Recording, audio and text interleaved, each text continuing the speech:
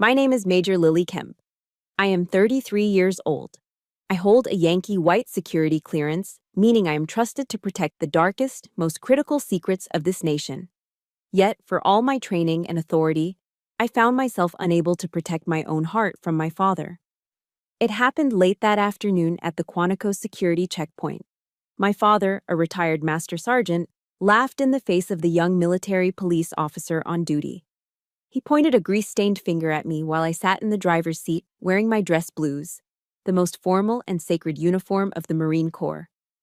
"Don't mind her, son," he sneered, his voice dripping with condescension. "She's just a civilian in a costume, just playing dress-up. Open the gate for me." A deathly silence suffocated the air inside the car.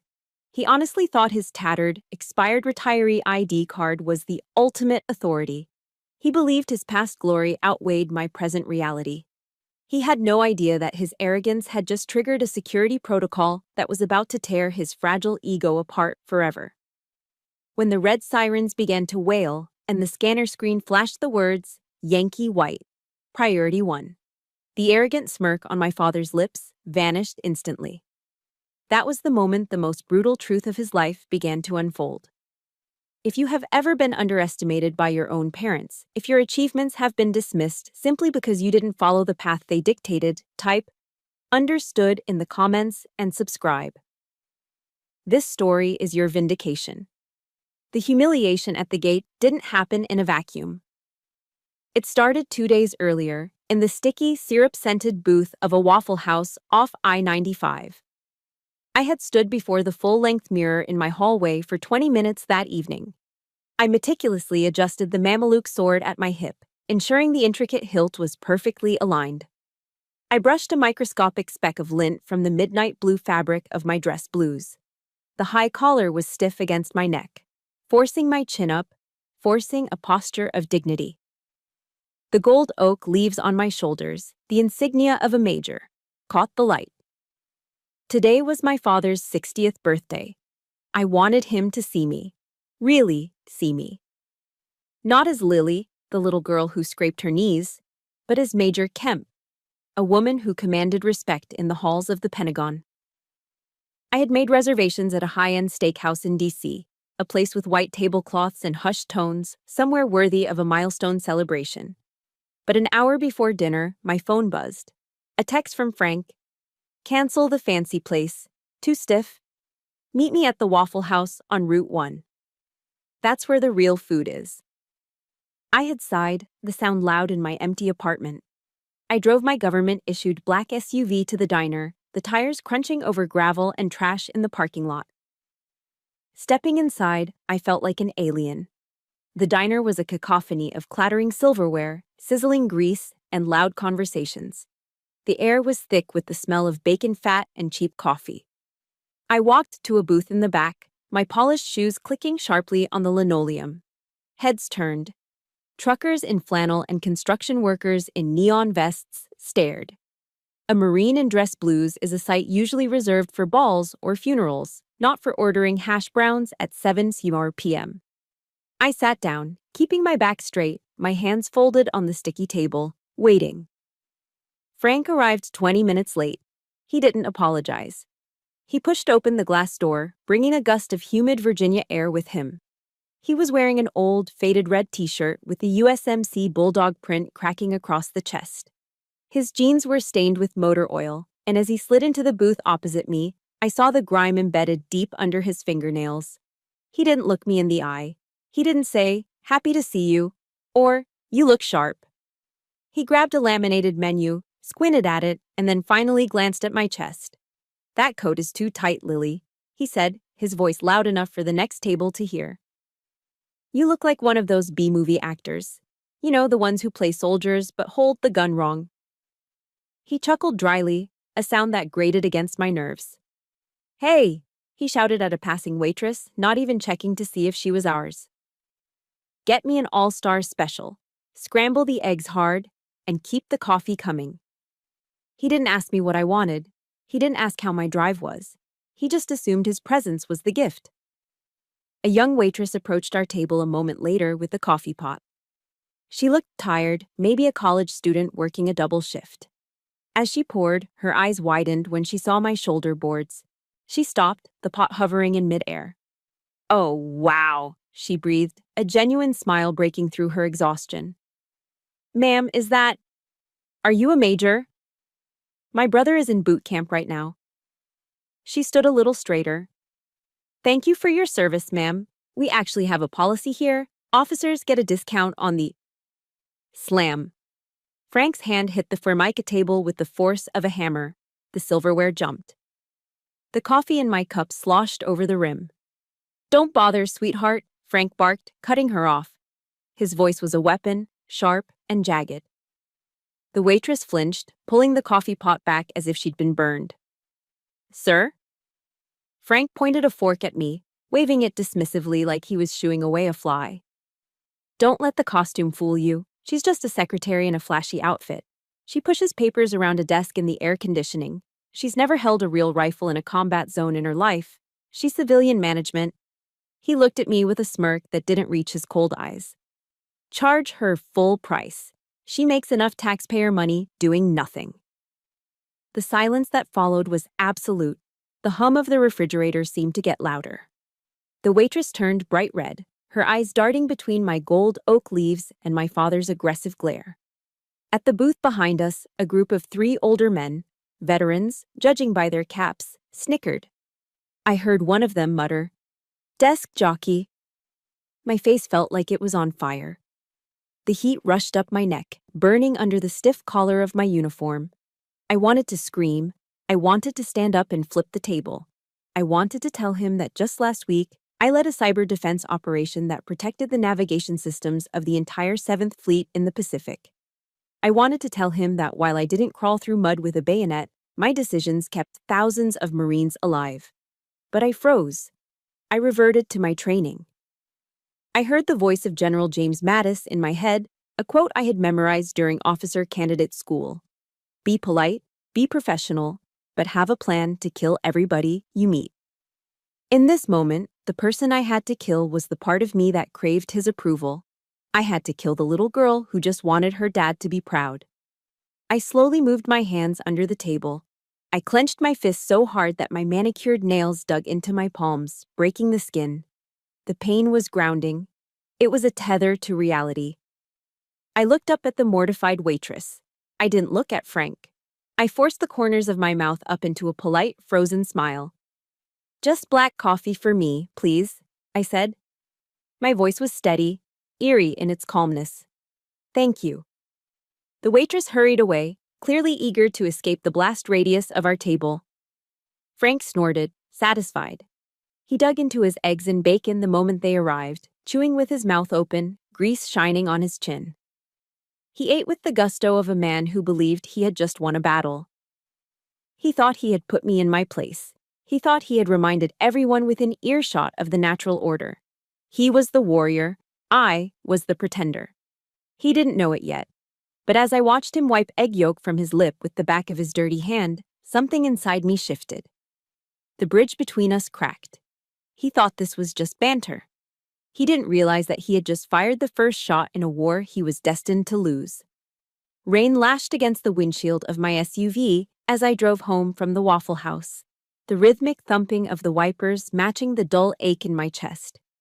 The humiliation of the dinner still clung to me like the smell of stale grease. But as the miles blurred past on I-95, my mind drifted back to where this Cold War truly began. It wasn't always like this. Or maybe it was, and I just hadn't wanted to see it. 10 years ago. Quantico, Virginia. I could still feel the biting cold of that December morning. It was the day I graduated from Officer Candidate School, OCS. For 10 grueling weeks, I had pushed my body and mind past the breaking point. I had low-crawled through freezing mud, navigated dense forests with nothing but a compass, and endured the screaming of sergeant instructors until my voice was gone. I didn't just survive, I thrived. I graduated at the top of my class, standing on the parade deck, the rain soaking through my uniform just like it was soaking my car now. I raised my right hand to take the oath. I, Lily Kemp, do solemnly swear that I will support and defend the Constitution of the United States. The pride I felt in that moment was incandescent. It burned brighter than the cold. I was no longer just Lily. I was a second lieutenant in the United States Marine Corps. As the ceremony ended and the formation was dismissed, I scanned the crowd of families huddled under umbrellas. I was looking for one face, just one. And then I saw him. My father stood apart from the other cheering parents. He was wearing his old field jacket, arms crossed tight over his chest, his face carved from granite. He wasn't smiling. He wasn't clapping. He was a master sergeant, an E8. He had spent 22 years climbing the enlisted ranks, earning his stripes through blood and sweat in conflicts most people had forgotten. He was part of the Old Corps, the backbone of the service, and on that day, his 22-year-old daughter had just become an O1. Technically, by the rigid hierarchy of military rank, I was now his superior officer. I ran over to him, my boots splashing in the puddles, desperate for approval. "Dad!" I breathless, grinning like an idiot. "I did it! I'm a lieutenant!" I waited for the hug. I waited for the good job, Marine. I waited for the validation I had been chasing my entire life. Instead, he looked me up and down, his eyes cold and assessing. He reached into his pocket and pulled out a small, wrapped box. "Here," he grunted, shoving it into my hand. My heart leaped. A gift? Maybe a watch? A compass? Something to signify passing the torch? I tore off the paper. Inside lay a single, cheap, blue Bic ballpoint pen. The kind you buy in a pack of 10 for $1 at the commissary. I looked up at him, confused. "A pen?" He leaned in close, the smell of tobacco on his breath. "Take it," he said, his voice low and mocking. "That's your weapon now. Don't go getting ink on any real soldiers, you hear?" The words hit me harder than any physical blow. The smile slid off my face. "You're an officer now, Lily," he continued, spitting the word officer like it was a curse. "You're management. You sit in the air conditioning while men like me do the dying. Don't forget that." He had drawn a line in the sand that day. On one side were the real Marines, the enlisted grunts, the mudsloggers, the ones with dirt under their nails. On the other side were the officers, the cake eaters, the paper pushers, the ones he despised. And I was now the enemy. Over the next decade, that divide only widened. Every Thanksgiving, every Christmas, every family reunion became a battlefield of passive-aggressive comments. I would come home with news of a promotion or a commendation medal or a successful deployment. Frank would listen, stone-faced, and then immediately turn to my cousin Billy. Billy was 30 years old, drank a 12-pack of beer before noon, and worked sporadically as a plumber's apprentice when he wasn't hungover. But to Frank, Billy was a hero. "Now Billy here," Frank would boom, clapping my cousin on the back. "Billy knows what real work is. Look at those hands. Calloused. Dirty.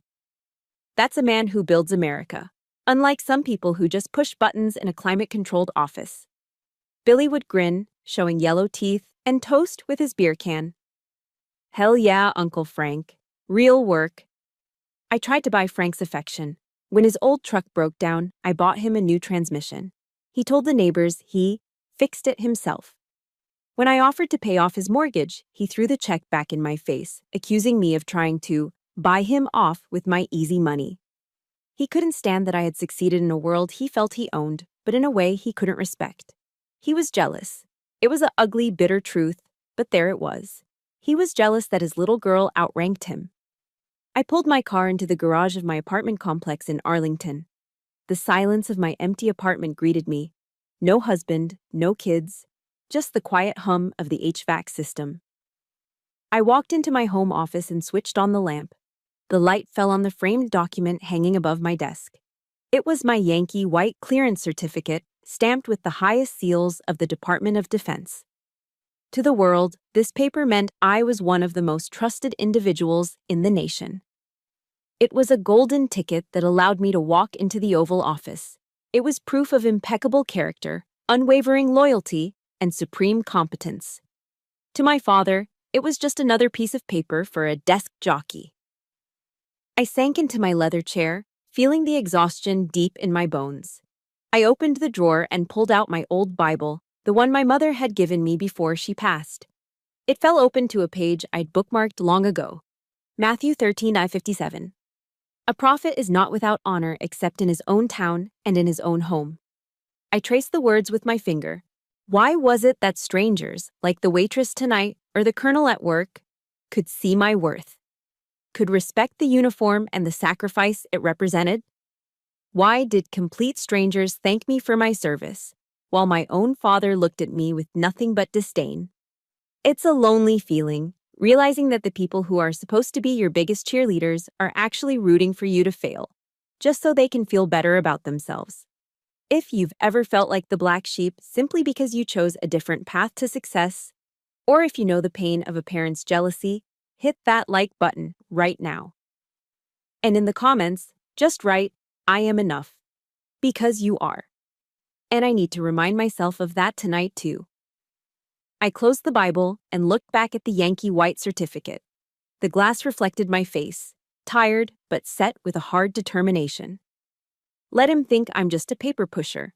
Let him think my pen is just a toy. Tomorrow I had a briefing at the White House. Tomorrow I would wield that pen to authorize security protocols that kept the leader of the free world alive. Frank might have his pride, but I had a job to do. And in this house, even if it was empty, that job mattered. 0800 hours. The Pentagon. I was standing deep underground in a SCIF, a sensitive compartmented information facility. There are no windows here, the air is recycled, cold, and smells faintly of ozone and burnt coffee. The only light comes from the massive wall of LED screens displaying real-time global threat matrices. To enter this room, I had to pass through 3 layers of biometric security, leave all personal electronics in a locker outside, and be vetted by the FBI so thoroughly they probably knew what I ate for breakfast in 3rd grade. On the main screen was the itinerary for POTUS, the President of the United States. He was scheduled to land in Brussels in 4 hours for a NATO summit.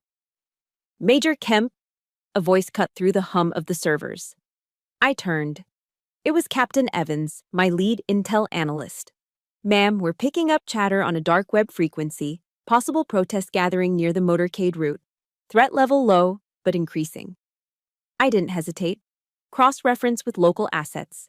Reroute the secondary extraction team to Sector 4. I want eyes on every rooftop along that boulevard. If a bird so much as sneezes near the beast, I want to know about it. "Copy that, ma'am." I stood at the center of the room, the conductor of a silent, deadly orchestra.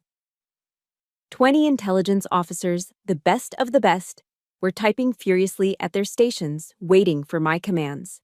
In here, I wasn't Frank Kemp's disappointment. I wasn't the girl who played dress-up. In here, I was God.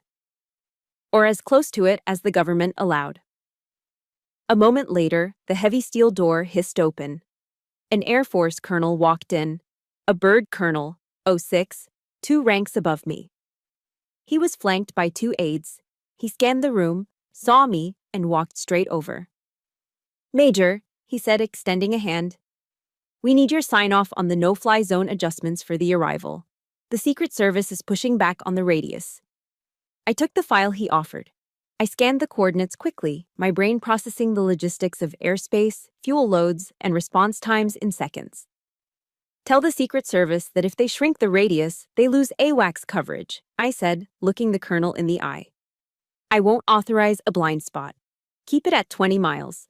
I'll take the heat if the commercial airlines complain." The colonel nodded, respect evident in his eyes. "Understood." "Good call, Lily." He handed me a pen to sign the authorization. I didn't take it. Instead, I reached into my breast pocket and pulled out my own. A black resin Mont Blanc Meisterstück with gold trim. It was heavy, balanced, and precise. It cost more than my first car. As the ink flowed smoothly onto the paper, sealing the safety of the most powerful man on Earth, I couldn't help but think of the cheap blue Bic pen sitting in my junk drawer at home. "This is my weapon, Dad," I thought bitterly. "And it's a hell of a lot more powerful than a rifle." "Thank you, Colonel," I said, handing the file back. "Bravo Zulu Major," he replied, the naval signal for "well done," before turning to leave. I took a deep breath, the adrenaline of command buzzing in my veins. For 2 hours, we were in the zone. We were saving the world, one decision at a time. Then, the red light above the door flashed. Shift change, mandatory 10-minute break for mental reset. I walked out of the CKIF, my shoulders stiff.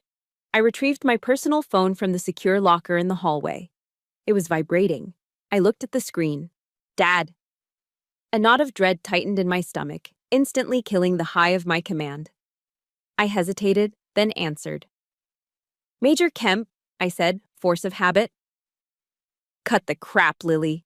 Frank's voice scratched through the speaker, tinny and annoyed. I've been calling you for 20 minutes. Where the hell have you been? I'm at work, Dad, I said, leaning against the cold concrete wall of the corridor. I can't have my phone inside. You know that. Yeah, secret squirrel stuff, he scoffed. Listen, the transmission on the truck is acting up again. It's making that grinding noise. I need to take it to the shop, but I'm short this month. I closed my eyes. How much? 500 ought to cover it. Maybe 6, just to be safe. Dad, I just sent you money for the mortgage last week. So? His voice rose, defensive and sharp. You think money grows on trees for me? I'm on a fixed income, Lily. I served this country for 22 years, and this is how they treat me. Meanwhile, you're sitting there in your fancy air-conditioned office, pushing pencils, making officer pay. You're sitting on a gold mine while your old man can't even drive to the grocery store. The injustice of it burned my throat. I am literally coordinating the safety of the president, I wanted to scream. I am exhausted. I haven't slept more than 4 hours a night in a week. Dad, I'm in the middle of a critical operation, I said, my voice tight. Can we talk about this later? Oh, sure, he sneered. Go back to your tea party. Go back to your meetings. Must be nice to get paid to talk. Just send the money, Lily. Don't be ungrateful. Remember who raised you. Ungrateful. The word hung in the air like smoke. I pulled the phone away from my ear. I opened my banking app. My fingers flew across the screen, not authorizing a drone strike or a security perimeter, but a Zelle transfer. Sent $600 to Frank Kemp. I sent it, Dad, I said quietly. About time, he grunted. No, thank you. No, love you. Just the click of the line going dead. I stood there in the hallway of the Pentagon, surrounded by the most powerful military machinery in history, feeling completely powerless. I was a major. I was a Yankee white clearance holder. I was a wolf in the SIF. But to Frank Kemp, I was just an ATM, a convenient, limitless resource that he could tap whenever he wanted, while simultaneously spitting on the very career that provided the money. I took a deep breath, forcing the emotions down, locking them into a box deep in my mind. I straightened my uniform. I put the phone back in the locker. I turned and walked back into the windowless room.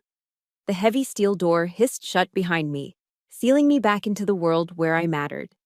But the crack in my armor was getting wider, and I knew deep down that $500 was a cheap price to pay for silence, but it wouldn't buy it for long. 2 days passed. The $600 I'd wired to my father sat in the digital ether between us, unacknowledged. No text, no thank you card. Just a silence that I had learned to interpret as transaction complete. I was sitting on my balcony on a humid Friday evening, nursing a glass of iced tea and trying to decompress from a 60-hour work week when my phone buzzed again. Dad. I stared at the screen. My thumb hovered over the decline button. I could just let it go to voicemail. I could claim I was in the shower, or asleep, or back in the SIF. But the conditioning ran deep. You answer the call. You report for duty. I slid the bar to accept. Hello, Dad. Lily, he started, his voice booming without preamble. What are you doing this Sunday? He didn't ask how I was. He didn't mention the money for the truck transmission. He just plowed forward with his agenda, as always. I'm catching up on rest, Dad, I said, rubbing my temples. It's been a long week. Well, wake up, he said. Old Mike Henderson is retiring. You remember Mike? He was my gunnery sergeant back in Okinawa. He's finally hanging up the uniform after 30 years. The ceremony is at the National Museum of the Marine Corps, right outside Quantico, but the reception, the real party, is at the officers' club on base. Okay, I said, wary. That sounds nice. Send Mike my regards. No, you don't get it, Frank said, impatient. I need you to drive me. I paused. You want me to drive you? Is your truck still broken? I sent you the money to fix it. The truck is fine, he dismissed quickly, too quickly. But my retiree ID is expired. I went to find it in my wallet yesterday, and the damn thing ran out 2 years ago. I tried to go online to renew it, but the website is a mess. Passwords, two-factor authentication, all that bureaucratic nonsense. I don't have time for it. He paused, waiting for me to connect the dots. When I didn't, he huffed. So, I need you to drive me onto the base, he commanded. You have your fancy active duty card. You can get us through the gate. I don't want to deal with the visitor control center. The line is always an hour long and full of civilians. My stomach tightened. Dad, it doesn't work like that anymore. Not since 9/11. Security at Quantico is tight. It's FP Con Bravo right now. If your ID is expired, they won't just wave you through because you're with me. I have to sponsor you. We still have to stop at the gate, and if their scanner flags your ID as invalid, they'll turn us around. Don't you lecture me about security, he snapped, his voice rising. I was a master sergeant when you were still in diapers. I helped build that damn base. I know the MPs at the gate. They're good boys. They see a veteran, they see the sticker on my truck, or hell, they see me in the passenger seat, and they'll open the gate. It's called professional courtesy, something you officers don't understand. Professional courtesy. He was living in a fantasy world. He remembered a corps that ran on handshakes and knowing the right people. He refused to accept the reality of the modern military. A machine run by strict protocols, biometric scanners, and zero-tolerance policies. He thought he was above the rules because of who he used to be. Dad, I tried again, my voice firm.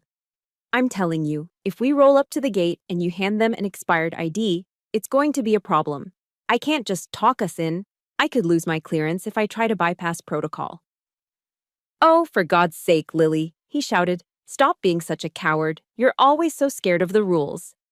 Oh no, I might get in trouble. Grow a spine. I'm asking for a ride to a retirement party, not to break into Fort Knox. You just drive the car. Let me handle the talking. I'll tell them you're my daughter, and they'll respect that. They'll respect that. He truly believed that his rank, retired for a decade, still held more weight than my current active duty commission. He saw me not as a major in the United States Marine Corps, but as his chauffeur.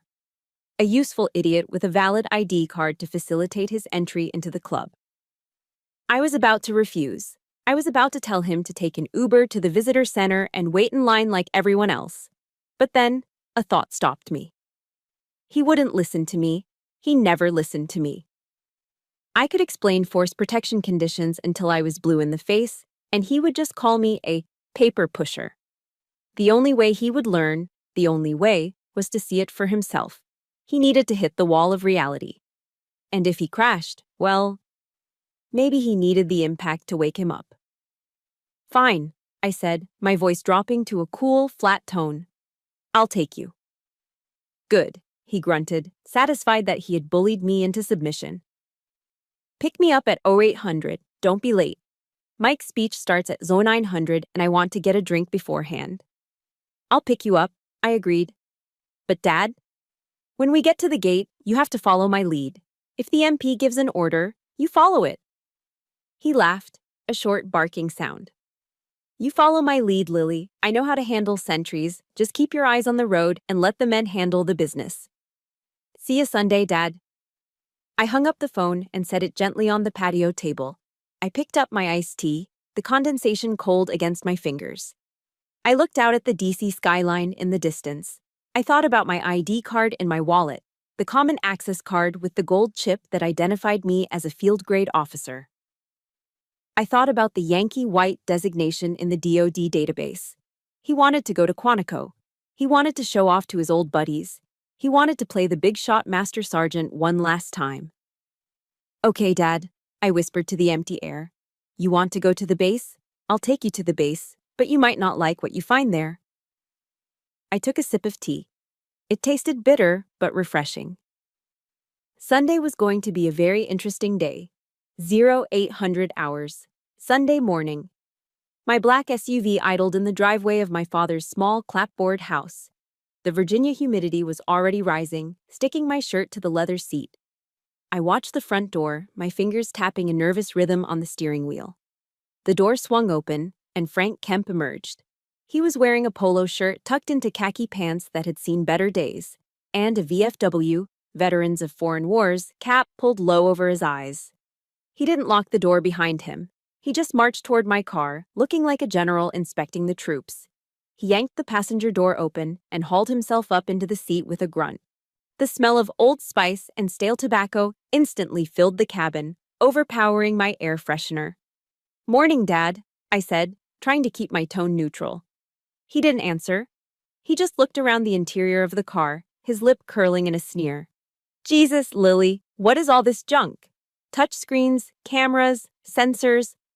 A car is supposed to be an engine and four wheels. You don't need a computer to drive down the road." "It's standard safety equipment, Dad," I said, putting the car in gear. "Safety," he scoffed. "Women drivers always need a computer to tell them how to park. That's why you bought a tank like this, isn't it? Because you're afraid of the road." I didn't take the bait. I merged onto the highway, heading south toward Quantico. Then, out of the corner of my eye, I saw it. He lifted his right leg and propped his foot up on my dashboard. His heavy work boot, the sole caked with dried red mud from his yard, rested directly on the pristine, beige leather. My jaw tightened. "Dad, get your foot down. You're getting mud on the dash." He looked at his foot, then at me, and laughed. "Relax, princess. It's just a little dirt. It wipes off. You treat this car better than you treat your own father." He didn't move his foot. I reached over, risking taking a hand off the wheel, and shoved his leg down. I said, "Get it down." He slapped my hand away. "Watch it. You almost swerved." He shook his head, looking out the window. "God, you're uptight. No wonder Jack left you. A man can't live with a woman who treats everything like a museum exhibit." The air left my lungs. Jack. Jack was a sore spot that hadn't healed in 3 years. My ex-fiancé who had walked out because he couldn't handle my deployment schedule. He had wanted a wife who was home for dinner every night, not one who disappeared into classified briefings for weeks at a time. "Jack didn't leave because of the car," I said, my voice icy. "He left because he was weak." "He left because you're unnatural," Frank countered, his voice dripping with venom. "Look at you, Lily. You're 33. When your mother was your age, she had 3 kids running around the yard. She had a home. She cooked dinner. You? You have a cat and a stack of paper awards that don't mean squat. What kind of legacy is that? A woman's place is building a family, not playing soldier." The words hit me like physical blows. Unnatural, empty, failure. I felt tears pricking the corners of my eyes, but I refused to let them fall. Not in front of him, never in front of him. I reached for the radio dial and cranked the volume. George Strait's Amarillo. By morning flooded the cabin, loud enough to rattle the speakers. I needed to drown him out. I needed to drown out the voice that sounded suspiciously like my own insecurities. Frank glared at me. He reached over and snapped the radio off. The silence that rushed back in was deafening. "I am talking to you," he hissed. "Show some respect to your elders. I'm trying to help you. Someone has to tell you the truth, since you surround yourself with people who kiss your ass because of that rank on your shoulder." My knuckles were white on the steering wheel. I was shaking. "We're almost there," I said, my voice trembling with suppressed rage. Ahead of us, the tree line broke, revealing the imposing entrance to Marine Corps Base Quantico. Tall fences topped with razor wire stretched endlessly in both directions. Concrete barriers, designed to stop a truck bomb, formed a maze leading to the guard shacks. Seeing the base seemed to energize Frank. He sat up straighter, puffing out his chest. "All right," he said, shifting into command mode. "Listen to me. When we get up there, roll your window down, smile, big smile, show some teeth. Those young MPs, they've been standing in the sun for hours. They like a pretty face, Don't act all stiff and official. Dad, that's not how it works, I warned. Shut up and listen, he interrupted. I'll do the talking. I'll tell them I'm Master Sergeant Kemp. I'll tell them you're my daughter, giving me a lift. Just nod and look sweet. If they ask for ID, just fumble around in your purse until I wave them off. It's a psychological trick. Establish dominance, then offer friendship. We were getting closer. I could see the military police officer in the lane ahead. He wasn't smiling. He was wearing full tactical gear, body armor, helmet, drop-leg holster. A sleek black AR-15 rifle was slung across his chest. A German Shepherd K9 paced nervously on a leash held by a second officer. This wasn't the Mayberry that Frank remembered. This was a fortress. Dad, I said, my voice low and dangerous. Look at them. Look at the gear. This is FP Con Bravo. They are not here to flirt. They're Marines, Frank insisted, oblivious. We take care of our own. I slowed the car as we approached the yellow line. My heart was pounding against my ribs like a trapped bird. I knew what was coming. I knew, with the certainty of a train wreck, that he was about to humiliate himself. And me. I took a deep breath, reciting the words of Psalm 23 in my head to steady my nerves. Yea, though I walk through the valley of the shadow of death, I will fear no evil. Dad, I said sharply. Silence. We are here. He turned to me, his eyes bulging with disbelief. Did you just give me an order? I said, be quiet, I whispered, bringing the car to a halt. Frank opened his mouth to scream at me, to assert his dominance one last time. But before he could, the MP stepped forward, his hand raised in a crisp, authoritative halt signal. I lowered the window. The humid air rushed in, carrying the scent of exhaust and tension. Frank leaned across the center console, invading my space, a grin plastered on his face that looked more like a snarl. Hey there, son, he boomed, ignoring my warning, ignoring the rifle, ignoring the reality of the world we lived in. How's the Corps treating you today? If you have ever been trapped in a car with a toxic parent who criticizes your life choices while you're doing them a favor, hit that like button. And in the comments type, my car, my rules, if you agree that boundaries are necessary. The MP didn't smile back. He didn't relax. His eyes scanned the interior of the car, cold and calculating, before locking onto Frank's face. The storm had arrived. The SUV rolled to a stop inches from the red and white striped barrier arm. Outside my window, the humidity was already suffocating, shimmering in waves off the asphalt. Sergeant Tyler, the military police officer, stepped out of the shade of the guard shack. He couldn't have been more than 25, lean and sharp, his eyes hidden behind polarized Oakley sunglasses. He moved with the practiced caution of someone who knew that a car could be a weapon. He raised a gloved hand, palm out. Stop! Frank leaned across the center console, practically sitting in my lap, shoving his face toward my open window. He flashed a grin that was all teeth and zero warmth, the kind of smile a shark gives before it bites. Morning, son, Frank bellowed, his voice booming over the hum of the engine. How are we doing today? Looking sharp in that gear. Sergeant Tyler didn't flinch. He didn't smile back. He stopped 2 feet from the door, keeping a tactical distance. Good morning, sir. Ma'am. His voice was flat, professional. Please state your business on base. Business? Frank laughed, a harsh barking sound. Pleasure mostly. Heading to the Oak Club for a retirement party. My old buddy Mike Henderson, Master Guns Henderson, you probably know him, is finally punching out. I'm Master Sergeant Frank Kemp, 1st Marine Division, retired. We're running a little late, so if you could just lift that gate, we'll be out of your hair. Frank sat back, crossing his arms, expecting the magic words, Master Sergeant, to dissolve the protocols like mist. Tyler didn't move toward the gate controls. Instead, he leaned in slightly. I need to see identification for all adult passengers, sir. Frank's smile faltered, just for a second, before turning into a grimace of annoyance. He fished a battered leather wallet from his back pocket, dug through a wad of receipts, and pulled out a blue ID card. The laminate was peeling at the corners. The photo faded to a ghostly gray. He thrust it toward the officer. Here, it's a little old, but the rank doesn't expire, right? Tyler took the card. He looked at the front, then flipped it over to check the expiration date on the back. He paused. He looked at Frank, then back at the card. Sir, Tyler said, his tone dropping a few degrees cooler. This ID expired 2 years ago. October 2021. Yeah, I know. Frank waved a dismissive hand. I've been meaning to get down to Deers to renew it, but you know how the bureaucracy is. Just do me a solid, son. Honor the service. Let us through. I'm good for it. Tyler handed the card back.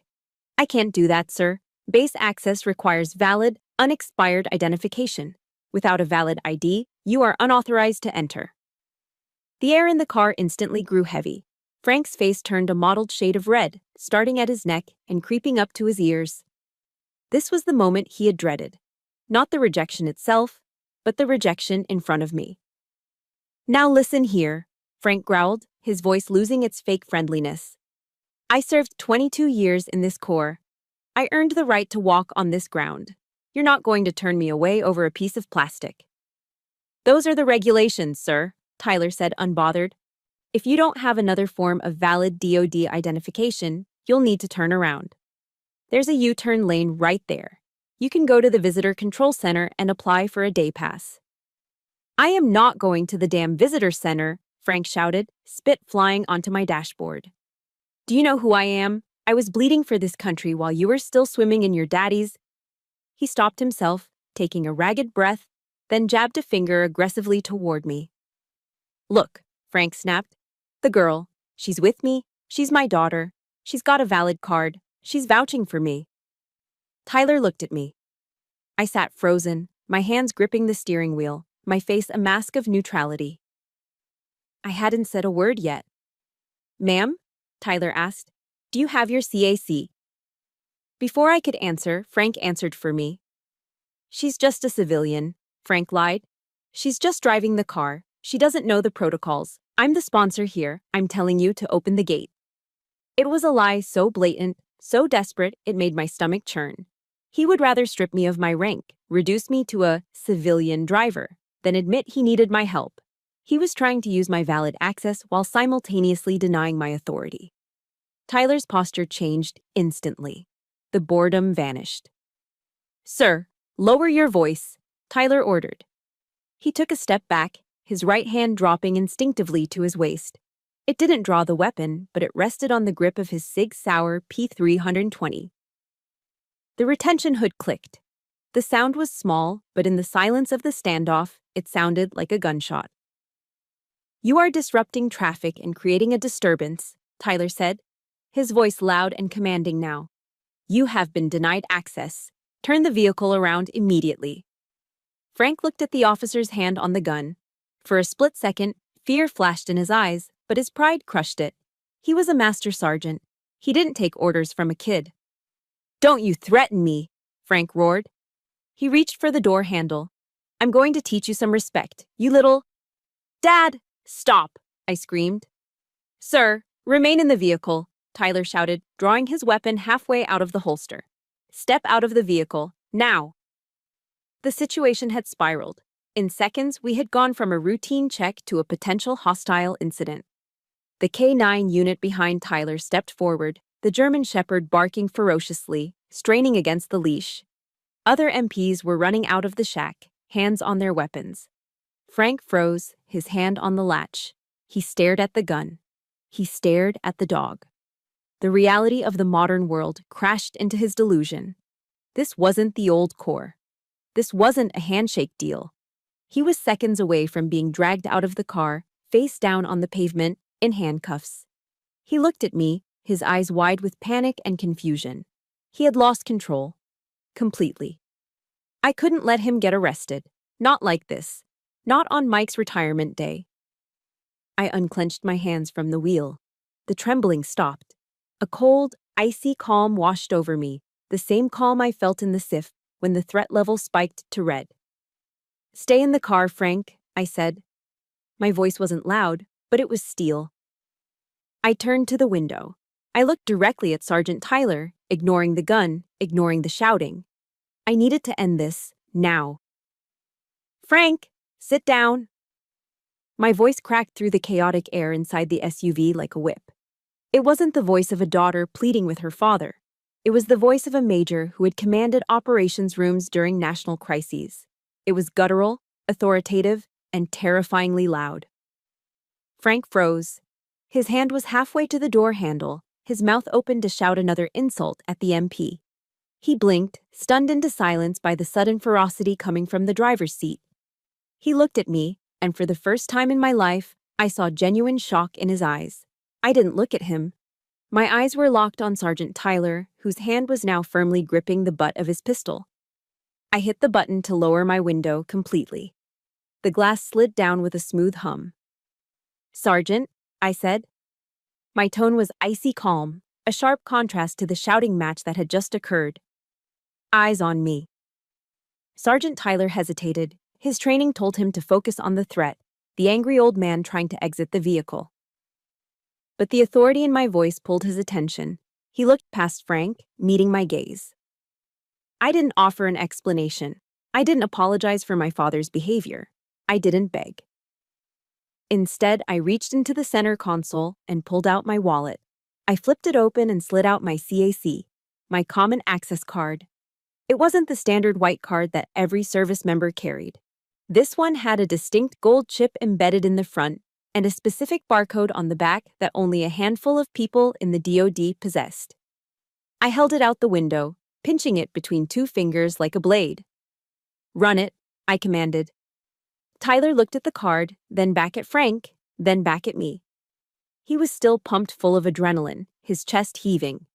He clearly thought I was just another entitled civilian trying to bluff my way onto base. "Ma'am, I need everyone out of the—" I said, "Run the card, Sergeant," I interrupted, my voice dropping an octave. "Check the D-bids scanner, right now." Something in my demeanor, the absolute lack of fear, made him pause. He signaled to his partner with the dog to hold position. Warily, he stepped forward and snatched the card from my hand.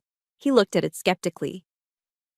Then, he raised his handheld scanner, the Defense Biometric Identification System device that looked like a rugged smartphone. He aimed the red laser at the barcode on the back of my card. Beep. The sound was sharp in the humid morning air. I watched Tyler's face. I watched for the moment the data hit the screen.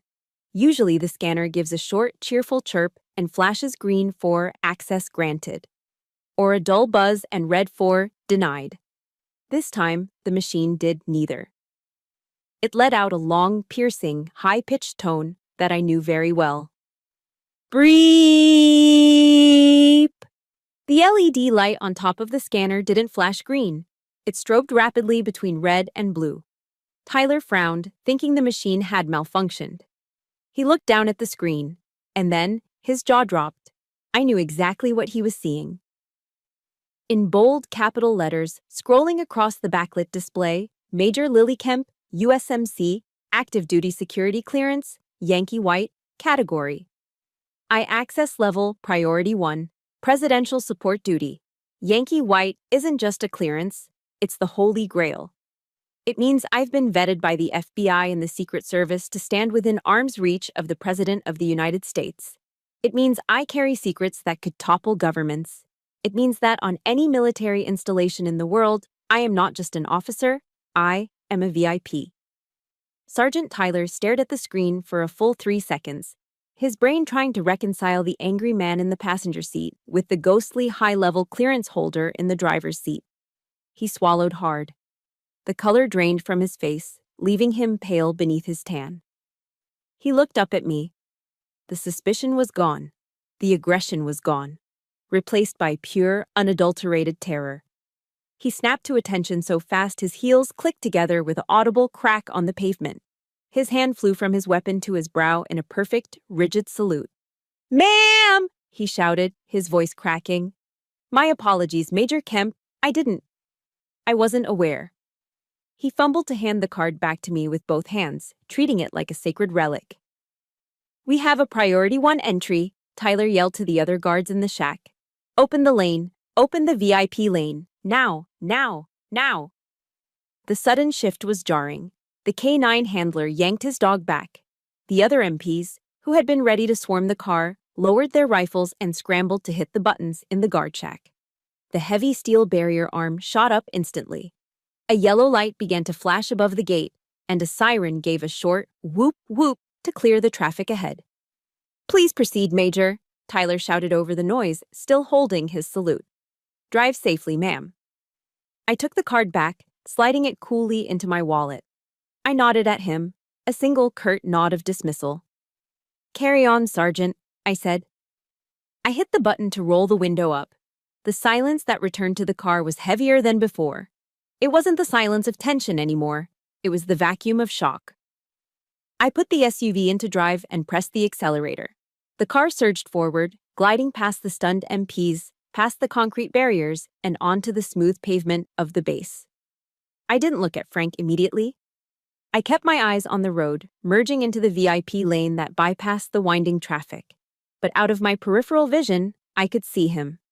He was slumped against the passenger door. His mouth was hanging open, slack-jawed. His eyes were wide, darting from the rearview mirror, where the MPs were still standing at attention, to my face, and then down to my purse where the card now lay hidden. The bluster was gone. The Master Sergeant persona had evaporated. "What?" he croaked, his voice barely a whisper. He cleared his throat and tried again, sounding smaller than I'd ever heard him. "What the hell was that?" He looked at me as if I had just grown a second head. He had spent my entire life telling me I was nothing, a paper pusher, a fake soldier, a civilian in costume. And in less than 10 seconds, a single piece of plastic from my wallet had commanded more respect from those real Marines than his entire 22-year career. I adjusted the rearview mirror. A small, cold smile touched my lips.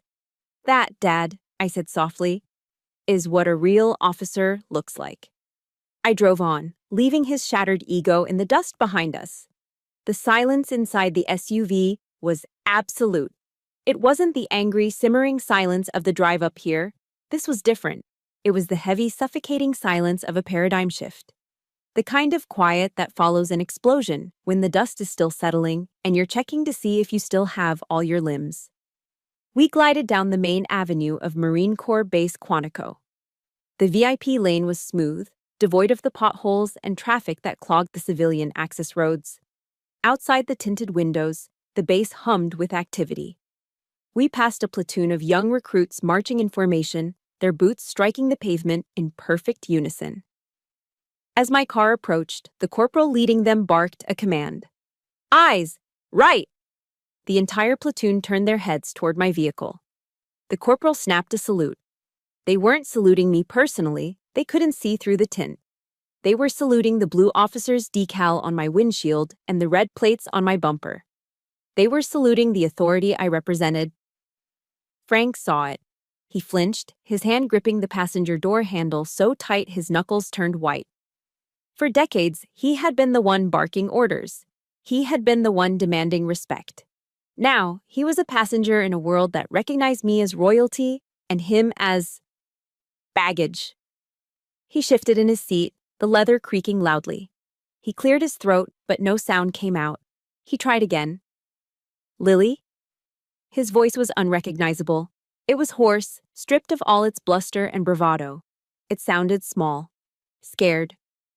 "Yes, Dad," I answered, keeping my eyes fixed on the road ahead. We were passing the hangars of HMX-1 now, where the President's helicopters, Marine One, were maintained. The sight usually filled me with pride. Today, it felt like a weapon I had just fired. "That thing—" Frank gestured vaguely with a trembling hand back toward the gate. "That card. That Yankee white thing. What the hell is that?" He didn't sneer. He didn't mock. He asked the question like a child asking why the sky is blue, with genuine, terrified confusion. He couldn't reconcile the daughter he thought pushed papers with the woman who made military police officers tremble. I slowed the car slightly, letting the question hang in the air for a moment. "It's a single-scope background investigation clearance," I said. My voice was calm, factual, devoid of emotion. Category 1, Priority Access. But that kid, Frank stammered. He looked like he saw a ghost. Why did he salute you like that? You're just a major. There are plenty of majors on this base. It's not about the rank, Dad, I said. It's about the access. I turned the car onto the road leading toward the officers' club, but I didn't speed up. I wanted him to hear this. Every word.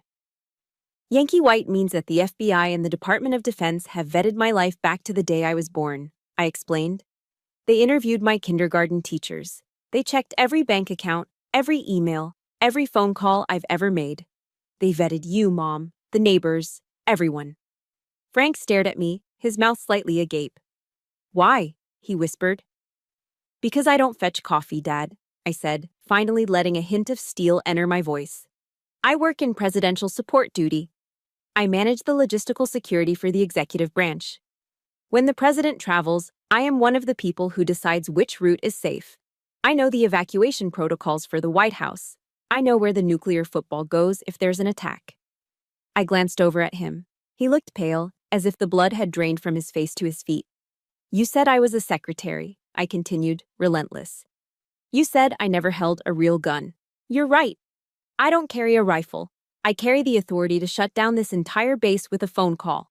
I carry the responsibility of keeping the commander-in-chief alive. Frank shrank back into his seat. He looked out the window at the green hangars of HMX-1 passing by. The massive Sea King helicopters sat on the tarmac, gleaming in the sun. He knew what those machines were. He knew they represented the pinnacle of Marine Corps aviation. And he was realizing for the first time that his daughter walked among them not as a tourist, but as a commander. I didn't know, he mumbled. You never told me. I tried, I said. For 10 years, I tried. But every time I opened my mouth, you told me to shut up. You told me my awards were paper. You told me I was playing dress-up. I pulled the car to a stop at a red light. The silence returned, but this time it was filled with the sound of illusions shattering. I turned my head and looked him full in the face. The man who had terrorized my self-esteem for 3 decades suddenly looked frail. Old. His Old Corps t-shirt looked faded and sad next to the crisp reality of the active duty base. You called me a civilian back there, I said softly. Frank winced. Look around this car, Dad, I said. Look at where we are. You have an expired ID and a mouth that almost got you arrested. I have the keys to the kingdom. I leaned in closer, making sure he couldn't look away. In this car, I said. You are the only civilian. If it wasn't for me, you wouldn't be going to a party right now. You'd be sitting in a holding cell at the Provost Marshal's office, waiting for them to process you for trespassing and disorderly conduct. Frank looked down at his hands, those calloused, grease-stained hands that he was so proud of. He rubbed them together nervously. He looked at his boots, still muddy, resting on the floor mat. He looked at me, really looked at me, and I saw the realization hit him like a physical blow. He wasn't the big dog anymore. He wasn't the gatekeeper of what it meant to be a Marine. He was a guest who had behaved very, very badly. He started, but his voice failed him. The light turned green. I didn't wait for him to finish. I eased the car forward, driving toward the river, away from the party, away from the noise. We weren't done yet. The truth had been told, but the wound was still open. And before we could celebrate anything, we had to stop the bleeding. I didn't drive to the officers' club. I couldn't. Not yet. Instead, I turned off the main road and pulled into a deserted gravel overlook near the edge of the base. Through the windshield, the Potomac River flowed sluggishly, its gray waters reflecting the overcast sky. It was quiet here. Just the sound of the wind in the trees and the ticking of the cooling engine as I turned the key and killed the ignition. I unbuckled my seatbelt and turned in my seat to face him. Frank was staring at his knees. His shoulders, usually squared and tense with aggression, were slumped forward. He looked deflated, like a balloon that had finally lost its air. Why, Dad? I asked. My voice wasn't angry anymore. It was just tired, broken. He didn't answer. He just picked at a loose thread on his khaki pants. Why did you always have to make me feel small? I pressed, the words tumbling out faster now. fueled by 10 years of suppressed hurt. Why was nothing ever good enough? I graduated top of my class. I got promoted early. I handle national security. And every single time, you looked at me like I was a mistake, like I was a joke. I felt a tear slide down my cheek, hot and stinging. What did I do wrong? Did I embarrass you? Are you ashamed of me? Frank flinched at the word ashamed. His hands balled into fists on his lap, shaking violently. For a long time, the only sound in the car was my own ragged breathing. I thought he was going to yell again. I thought he was going to tell me to stop whining, to suck it up like a Marine. Then I heard a sound I had never heard in 33 years. A sob. A choked, guttural sound that seemed to be ripped from his throat against his will. Frank Kemp, the man who once told me that crying was for civilians and babies, was weeping. He covered his face with his rough, grease-stained hands. His whole body shook with the force of it. I wasn't ashamed of you, Lily, he gasped, his voice muffled by his palms. I was ashamed of me. I sat frozen, stunned into silence. He lowered his hands. His face was wet, his eyes red and swollen. He looked at me with a vulnerability that was terrifying to witness. That day, he whispered, his voice trembling. Graduation day. When I saw you standing there in that officer's uniform, you looked so tall, so powerful, and I looked at myself, and all I saw was an old man with bad knees and a pension that barely covers the rent. I saw a grunt who fixes trucks. He wiped his nose with the back of his hand, sniffing loudly. You were smart. You were going places I could never go. You were giving orders to men like me. And I got scared. Scared? I asked softly. Scared of what? Scared that you would look down on me, he confessed, the words pouring out now like a dam breaking. Scared that you would realize your old man wasn't a hero, just a mechanic. I thought, if I pushed you down, if I reminded you that I was the real soldier, maybe I could keep you on my level. Maybe I could keep being the dad. The one in charge. He looked out at the river, shame written in every line of his weathered face. It was jealousy, Lily. Pure, ugly jealousy. I was jealous of my own little girl. And because I was weak, I tried to break you to make myself feel strong. He turned back to me, tears streaming freely now. I'm a terrible father. I know that. I've been a terrible father for a long time. The confession hung in the air, raw and painful. But it was also cleansing. It was the truth I had been starving for. He didn't hate me. He didn't think I was incompetent. He had been fighting a war against his own insecurity, and I had been collateral damage. My heart, which had been hardened by years of resentment, began to soften. I looked at this man, this flawed, broken, proud old man, and I didn't see a monster anymore. I saw a person who was hurting. I remembered the verse from Colossians that I had read so many times. Bear with each other and forgive one another if any of you has a grievance against someone. Forgive as the Lord forgave you. Forgiveness isn't about excusing the behavior. It's about releasing the poison so it doesn't kill you both. I reached across the console. I took his hand, that rough, calloused hand that had fixed trucks, built fences, and yes, pushed me away. Dad, I said gently. He looked at our joined hands, surprised by the contact. I don't need you to be a general, I said, squeezing his hand. I don't care about your rank. I don't care if you fix trucks or fly jets. I just needed you to be my dad. I just needed you to tell me I did good. Frank looked up at me, his lip quivering. You did good, Lily. You did damn good. You're incredible. And Dad, I continued, looking him straight in the eye. All that discipline, the grit, the reason I can stand in a room full of generals and hold my ground, I learned that from you. You taught me how to be tough. You gave me the tools to get that clearance. A flicker of light returned to his eyes, a tiny spark of pride. I did. Yes, I nodded. You did. So don't tell me you're useless. You built the foundation. He let out a long, shaky breath. He squeezed my hand back, hard. I'm sorry, baby girl, he whispered, using the nickname he hadn't used since I was 10. I am so sorry. I know, Dad, I said. I forgive you. We sat there for a long time, holding hands in the quiet car by the river. The anger was gone. The need to prove myself was gone. In its place was something quieter, but infinitely stronger. Peace.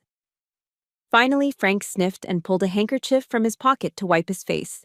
He blew his nose loudly, a honking sound that made me smile despite myself. Well, he said, his voice gruff but cleared of the bitterness. Old Mike is probably wondering where the hell we are. Can't let the gunnery sergeant drink all the beer without me. I chuckled. No, we can't have that. I started the engine. The car purred to life. Dad? Yeah? When we get there, I'll introduce you to the colonel. I think he'd like to meet the man who taught me how to shoot. Frank straightened his collar. He adjusted his VFW cap, pulling it down to hide his red eyes. He sat up a little taller in the seat. Yeah, he said, a genuine smile touching his lips for the first time in years. I'd like that. I put the car in reverse and backed out of the gravel lot. We headed back toward the officers' club, not as adversaries, but as allies. The war was over, and for the first time, we were both on the winning side. 20 years. They say time flies when you're having fun, but in the Corps, time moves differently. It moves in deployment cycles, in duty stations, in the gray hairs that slowly replace the brown ones. It moves in the lines etched around your eyes from squinting into the sun in foreign deserts, and in the quiet moments between storms. I stood on the raised podium inside Hangar 3 at Quantico. The massive bay doors were open, revealing a square of brilliant Virginia blue sky. Behind me, an American flag the size of a tennis court hung from the rafters, its stars and stripes motionless in the still air. I looked down at my uniform. It wasn't the same one I wore that day at the Waffle House. The gold oak leaves of a major were long gone. In their place, resting heavily on my shoulders, were the silver eagles of a colonel. An 06. 32 years. That was the tally today. 32 years of service, sacrifice, and survival. Today was the end of the line. My retirement ceremony. The hangar was packed. There were generals in the front row, senators, and young Marines who weren't even born when I commissioned. The Marine Corps band was playing a low, stirring rendition of Auld Lang Syne. But my eyes skipped over the brass and the dignitaries. I was looking for the only guest who truly mattered. There, in the front row, parked slightly to the side to accommodate the aisle, was a wheelchair. Sitting in it was Frank Kemp. He was 80 years old now. Time had shrunk him, carving deep valleys into his face and thinning his hair to white wisps. His hands, those massive, grease-stained hands that used to terrify me, shook with a constant rhythmic tremor. A blanket was tucked over his knees, but he was wearing his dress blues, or rather a suit with his miniature medals pinned proudly to the lapel. He insisted on wearing them. He wanted everyone to know he was part of the tribe. His eyes, however, hadn't aged. They were bright, blue, and locked on me with an intensity that burned. But it wasn't the cold fire of judgment anymore. It was the warm glow of unadulterated pride. Next to him sat a young woman with dark hair pulled back in a severe bun. She wore the uniform of a Marine Corps captain. Elena, my daughter. She had graduated from the Naval Academy 3 years ago. When she told us she wanted to join, Frank had cried. Not because he thought women belonged in the kitchen, those days were long dead and buried, but because he knew the burden she was choosing to carry. I walked to the microphone. The sound of my boots on the wooden stage echoed through the silent hangar. I adjusted the stand, took a deep breath, and looked out at the sea of faces. I went through the standard thank yous. I thanked the commandant, my staff, the brave men and women I'd led. But then, I went off script. I looked down at the front row. They say that a soldier's first weapon is their rifle, I said, my voice echoing through the speakers. But a soldier's first teacher is their father. Frank's head perked up. The tremor in his hand seemed to pause for a second. I want to recognize Master Sergeant Frank Kemp, I continued. Many of you know him as a hero of the 1st Division. I know him as the man who taught me the most important lesson of command. It took us a while to get there. We had to drive through some rough terrain to find it. A few chuckles rippled through the crowd from the people who knew our history. He taught me that true strength isn't about how loud you can yell or how much rank you have on your collar. It's not about putting people down to make yourself feel tall. True strength is about lifting others up until they stand taller than you ever could. I paused, fighting the lump in my throat. Dad, I said directly to him. Thank you for learning how to see me. Thank you for being my wingman for the last 20 years. I wouldn't be standing here wearing these eagles if you hadn't shown me how to fly. The hangar erupted in applause. It wasn't polite applause. It was a thunderous, standing ovation. I saw Frank cover his face with his shaking hands, just like he had in the car by the river all those years ago. But this time, Elena was there, her arm around his shoulder, whispering in his ear. He nodded, wiping his eyes with a handkerchief, and gave me a thumbs up. The ceremony moved to its conclusion, the passing of the flag. The sergeant major brought the folded American flag to me, the symbol of a career finished with honor. I held it to my chest, feeling the texture of the fabric, the weight of the history it held. Colonel, United States Marine Corps, retired. Departing, the announcer's voice boomed. As the band struck up the Marines' hymn, the crowd stood. I walked down the steps of the podium. I didn't walk toward the exit. I walked straight to the wheelchair. Frank saw me coming. He started to shift. He gripped the armrests of his chair, his knuckles turning white. Elena moved to help him, but he waved her off. No, I heard him wheeze. I got it. The music seemed to fade into the background. All eyes were on the old man in the front row. With a grunt of supreme effort, fighting against gravity and age and failing muscles, Frank pushed himself up. His legs wobbled. His back was bent. But he stood. He stood on his own 2 feet, facing his superior officer, facing his daughter. He took a breath, steadied himself, and slowly raised his right hand. It wasn't the snap-crisp salute of a 20-year-old drill instructor. It was slow, trembling, and crooked. But it was the most beautiful thing I had ever seen. It was a salute of absolute respect. It was an acknowledgement of my rank, my service, and my personhood. It was a father telling his child, without a single word, I see you. You are enough. I felt the tears finally spill over, hot tracks running down my face. I snapped my heels together. I raised my hand and returned the salute, holding it, locking eyes with him. Semper Fi, Dad, I whispered. Semper Fi, Colonel, he whispered back, his voice thick with emotion. He held the salute until I dropped mine. Then, exhausted but triumphant, he sank back into his chair, a smile on his face that could have lit up the darkest skiff in the Pentagon. I looked at Elena. She was beaming, tears in her own eyes. Ready to go home, Mom? She asked. I looked around the hangar one last time. I looked at the flag. I looked at the eagles on my shoulder that I would take off tonight for the last time. Then I looked at Frank, the man who had almost broken me, but who had ended up helping to build me back stronger. Yeah, I said, resting my hand on his shoulder. Let's go home. Mission accomplished. Thank you for taking this journey with me. I know many of you are fighting your own battles right now. Maybe in a diner booth or in a car with someone who refuses to see your worth.